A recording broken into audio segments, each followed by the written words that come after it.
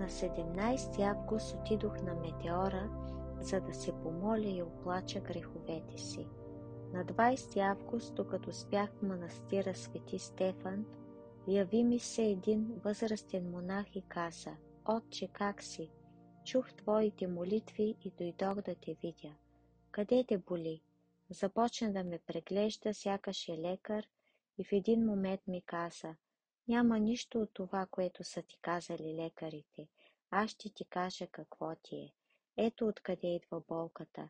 Прекъсни пътуването си и започни да се лекуваш колкото е възможно по-скоро.“ На 9 септември отидохме в Атина. Около полунощ започна да ме мъчи непоносима болка. Имах силно кръвотечение и много повръщах. Дойде линейка и ме откараха в болницата, но болката не преставаше.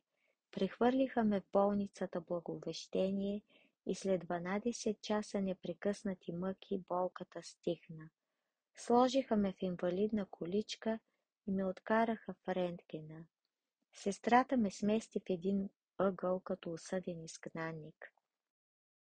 Аз от своя страна чаках в страшна неизвестност като болни от ветеста. Търпеливо чаках и не спирах да благодаря на Бога, че ме удостои да бъда изкушаван, да се покая и в последните години на живота си да стана по-добър човек. Резултатите показаха злокачествен тумор.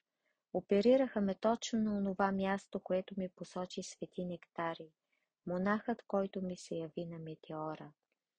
В операционната зала влязох като кротко и радостно агне. „Ще се потрудя, сякаш сте мой баща, но не знам какъв ще бъде изходът“, ми каза лекарят. „Вършете работата си както знаете, а Бог ще направи както е нему угодно. Нека е благословено Неговото име“, отговорих му аз. След операцията лекарят каза, че се е случило чудо. Никой не е вярвал, че ще я преживея. Мнозина идваха лично, за да се уверят в това.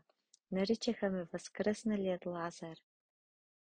Върнах се в село на 20 октомври. Както бях обещал, отидох веднага при моите защитници, светите архангели. Благодарих им, че ме върнаха жив, и прочетох молебен канон и акатист. Едва тогава си отидох у дома.